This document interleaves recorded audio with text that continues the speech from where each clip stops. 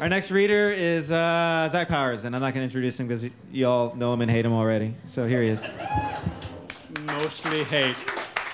So I have a confession to make before I begin, that me and Chris often go get lunch at Moe's. We have yet to kiss, though, but that little thing was pretty, I don't know, just saying. All right. Here is my interpretation of the writing prompt. It has no title, it has no nothing.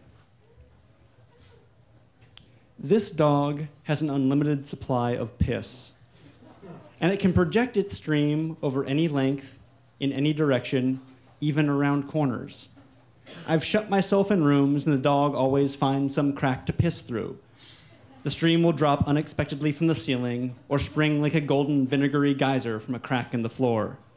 I've run away from the dog, gained whole city blocks on him, as he stumbles after me on only 3 of his legs, the other raised, but he's had no trouble pissing farther, arcing the stream high into the sky like a rainbow stripped of all color but yellow.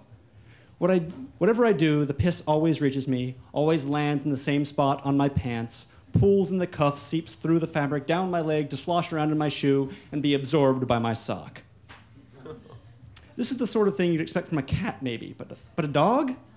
A dog pisses on something to mark its territory, to claim ownership. Well, this dog obviously wants me pretty bad, but there's no disputing its claim on me. Nobody wants me but this dog.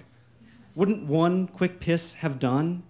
But the pissing continues nonstop. In a way, it's enough to make me feel special, to feel hoarded, stowed away in a safe behind a painting in an office, caressed gently by the gloved hand of a collector, looked at through a magnifying glass, my edges bulging at the edges of the lens.